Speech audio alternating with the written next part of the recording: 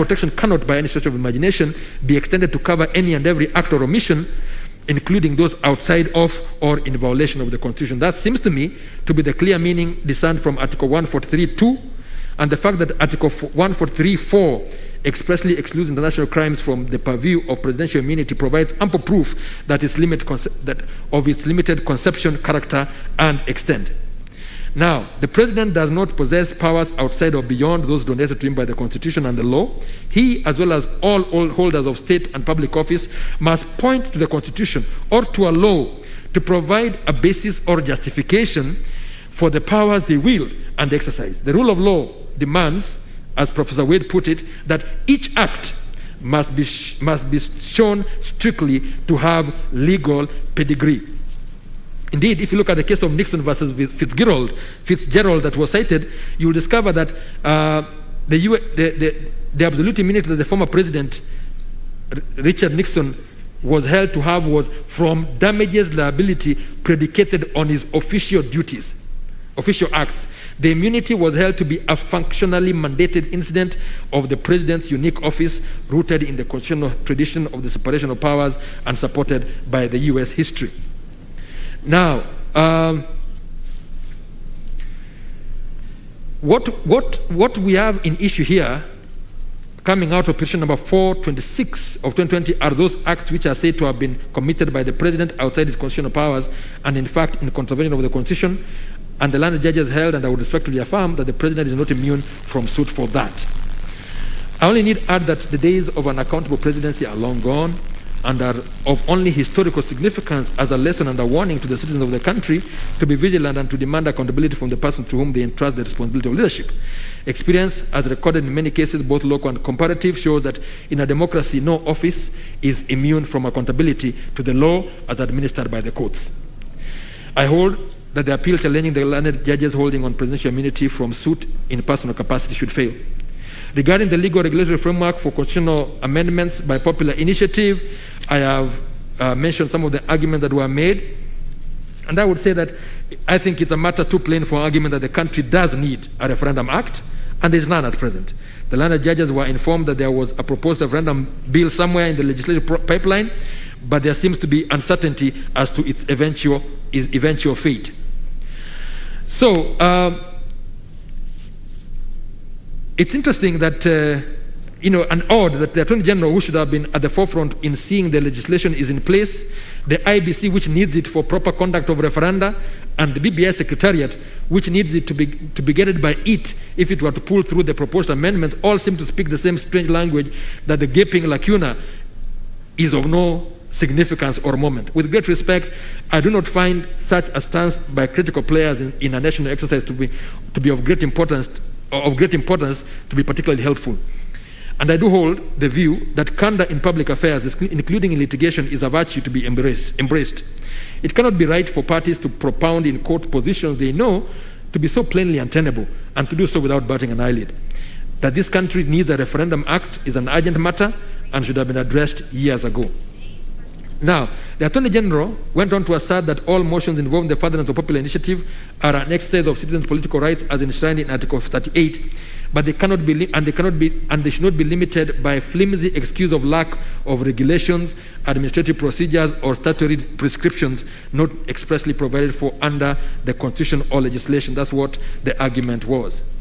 Whereas the Attorney General is quite right that the enjoyment of fundamental rights cannot be conditioned upon the enactment and promulgation of any statutory rules or regulations, with the absurd result adverted to where rights are held at ransom by official neglect, I do not think that the learned judge's decision was to that effect.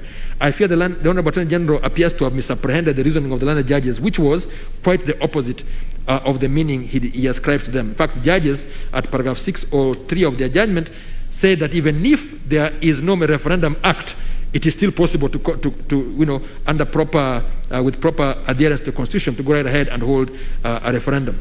I think, with respect, that given the uncertainties, ambiguities, and penumbras that are apparent in the manner in which one is to go about initiating, collecting signatures, forwarding, debating, involving the public, campaigning, and voting on a popular initiative for the amendment of the Constitution together with the necessary timelines, this area is in a wholly unsatisfactory state of and needs clarity by way of both national referendum law and probably rules and regulations specific to the popular initiative. It is disingenuous for it to be argued otherwise unless uncertainty in law should somehow have attained a utility I myself cannot discern and a status of a virtue. I am firmly persuaded that a referendum in the context of proposed constitutional amendments by popular initiative must be governed by a specific, properly thought out legislation. It cannot be left to the Elections Act, which seems to contain a part of the referendum in some kind of by the way or afterthought, regard having heard to the fact that referendums are not elections and they are no less important than elections. I would go as far as to state that whereas the provisions on the referendum in the Elections Act may suffice to settle questions of various types and descriptions in an ordinary referendum, they are not sufficient in detail and clarity and were not formulated to meet the full requirements of Article 257. I should think with respect that it speaks to a national malaise of inattention to duty, a satisfaction with dilatoriness, and being reactive instead of proactive on the part of officialdom, that the referendum law has never been passed, notwithstanding that some 2 years ago, Justice Nyamweya had spoken, Nyamweya J, as she then was, had spoken of its glaring need in the case of Republic versus County Assembly of Kirinyaga, ex parte Kenda Muriuki, and another. Now, in resolving this issue, the issue of verification, I've gone into some depth about it.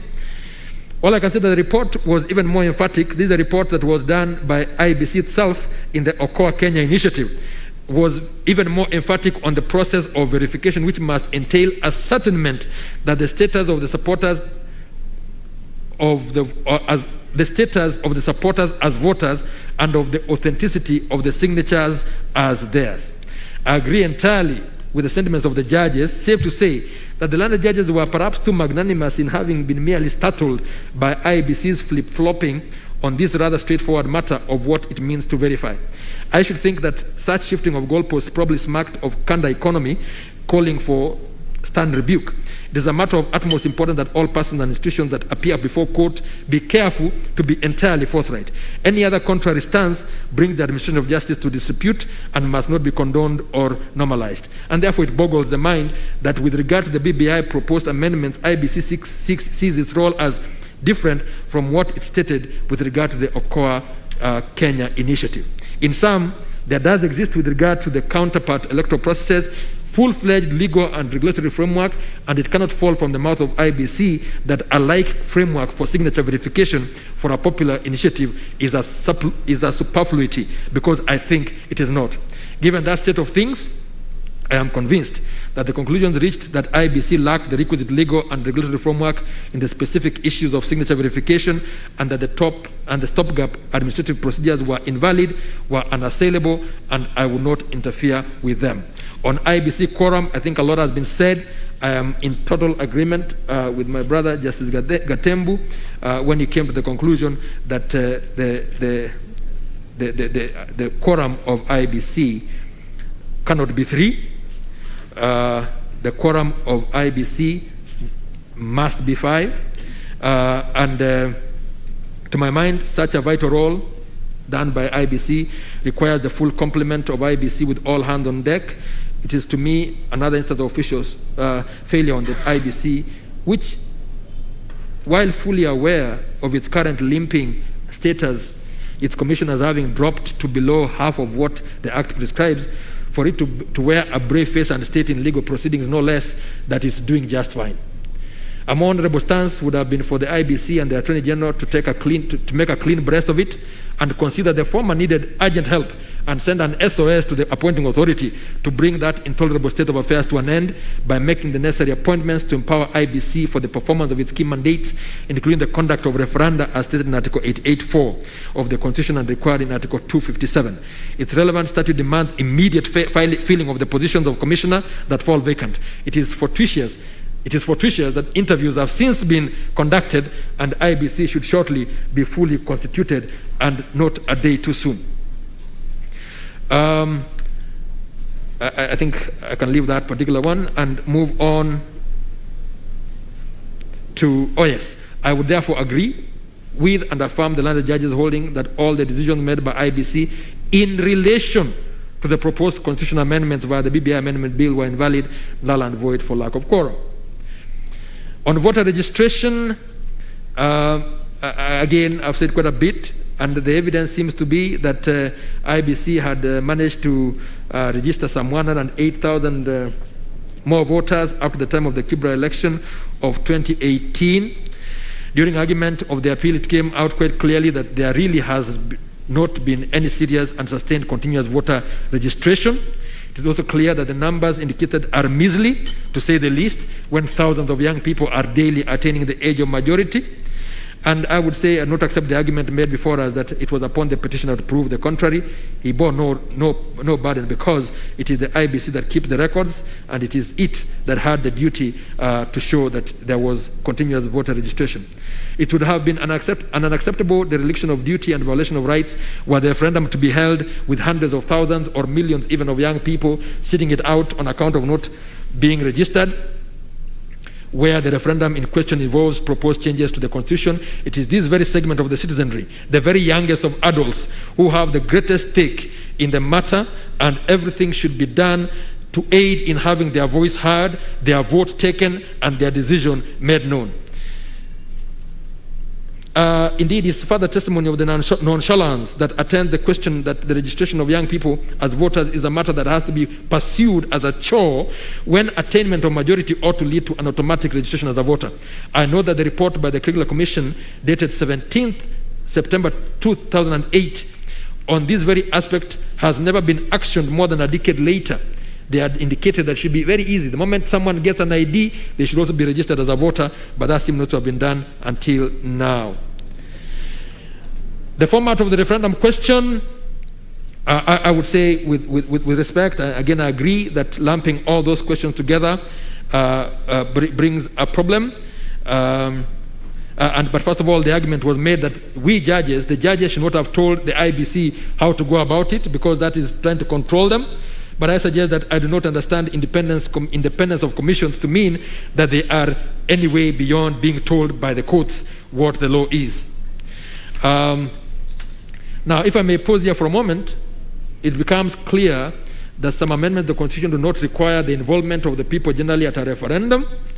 And one of the problems of the IEBC bill is that it contains both matters that require a referendum and others that do not. It contains multiple and altogether way too many proposed amendments, some of which would require a referendum while others do not. The confusion becomes intolerable in that a bill is prepared containing provisions that from their different proposed impacts requires two different tracks for enactment. Indeed, because of the numerosity of the questions, I think I have said that I do not for a moment think that it was ever the intention of the people that amendments to the Constitution should be the normal done thing whenever we feel the urge. It should come rarely, and even then when compelled by the greatest necessity. And for that reason, an amendment should come singly, once, rarely. If for any reason, and I cannot readily conceive of any, amendments must be brought other than singly, the original intent must be maintained by having each amendment presented separately and distinctly to be voted upon independently. That way, the choice presented to the people is not a binary one, and the people do not have to feel ramroded into choosing what they do not like alongside what they like, or vice versa. That Hobson's choice may perhaps be avoided by way of a multi-option referendum, but I will refrain from making any conclusive findings on it in the absence of a referendum act, the desirability of which I have already addressed under the rubric of legal and regulatory framework. I have taken the view that whereas Section 49 of the Elections Act does envision multi-question referendum, I would think, however, that whereas the section applies to referendums generally, the specific proposed constitutional amendment under People's Initiative in Article 257 must be presented as a single amendment at a referendum for the people to either approve or reject. On the whole, therefore, I do find and hold that the landed judges were right in holding that specific proposed amendments must be submitted as separate and distinct referendum questions. I would only preface the relevant part of the declaration by the words must be presented singly, or I would in any event reject the grounds of appeal preferred against the holdings on the structure or format of the referendum question. I've taken the view that having too many of them in one question amounts to an interrogatory overload. On the question of constituency apportionment and delimitation, I note that IEBC, which to its credit has not appealed against the findings of the learned judges on the aspect of the case, is required under the BBI bill to determine the boundaries of the 70 extra constituencies within 6 months of the commencement of the Act in the counties among which the new constituencies are spread in the manner specified. The learned judges undertook a detailed historical account of constituency delimitations, which goes to show how the matter is a delicate, emotive, and often highly contentious exercise, undergirded by what Kriegler report termed the gross disparities in the voting populations and gross disparity in the size of Kenya's constituencies. In a report by the IEBC, it identified historical injustices and past gerrymandering as having highly contributed to the 2007 post-election debacle. Now, I have generally agreed with the learned judges, and I hold without hesitation in rejecting the complaint that the learned judges erred in not exercising judicial restraint or constitutional avoidance, that I am in full agreement with this court reasoning and holding aforesaid, and that is in the case of Coalition for Democracy, CORD versus the Republic. It resonates with what I stated earlier when treating of the basic structure doctrine, that the Constitution places on judges an unmistakable obligation to defend the Constitution where there is real, clear, and present danger of violation or contravention of rights or an unlawful tinkering with or alteration of the Constitution's basic structure, such as portended by some of the provisions of the BBI Amendment Bill. The courts, when moved, must take defensive action in aid of the Constitution, even by making a preemptive strike that ensures the threatened constitutional amendments do not see the light of day. I have again seen refer to Mr. Karori's arguments in which he talks about the difference between the power of IEBC over wards and over constituencies, which I agree with. But a careful reading of the judgment does not suggest to me that the learned judges held that the number of constituencies cannot be altered. I think they stated the opposite, and quite emphatically and unambiguously so, which again I have quoted them. What the learned judges did hold was that it was impermissible for the BBI Amendment Bill to directly allocate and apportion the 70 extra constituencies it created without the delimitation exercise that is commanded and provided for in detail to be undertaken by IEBC in Article 89, which lists and Article 88.4, which lists the delimitation of constituencies and wards as one of the particular, and I dare say, exclusive responsibilities of IEBC. To my mind, the protective role of independence commissions over the sovereignty of the people is of critical, over the delegation of the sovereignty of the people is of critical and vital importance, and can only be attained by a jealous and uncompromising assertion, exercise, and defense of their independence.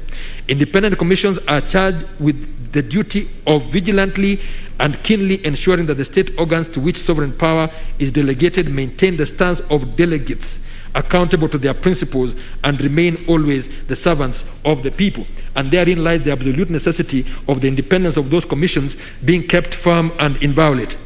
I would thus hold that, seeing how critical the independence of independence commissions is to the sovereignty of the people, it has to be part of the basic structure of the Constitution, which is given express amplitude by entrenchment. Having taken this view, it should be obvious that I find the provisions of the BBI Amendment Bill to be an unconstitutional attack on the independence of the IEBC, and materially seek to alter, by the operation of various of its provisions, the limitation scheme set out in Article 89.1 of the Constitution. It effectively attempts to repeal that provision without saying so by stealth and subterfuge. Now, it is a statement to the thoroughness of forensic analysis and intellectual engagement the learned judges brought into this aspect of the case, as indeed the entire case, that they proceeded to expound on in some detail on the 6 on each of the 6 reasons or markers of unconstitutionality that they identified in the BBI bill. I'm not to go into them. As I'm myself fully satisfied with the accuracy and logical legal foundations of those reasons, I do not consider necessary to rehash them. The conclusion is inescapable that being so violative of the Constitution, the provisions of the BBI Amendment Bill were benighted and ill-fated at inception and had to be struck down as null and void. As to the cross appeals, I am in full agreement that both of them should fail, and that's my position. And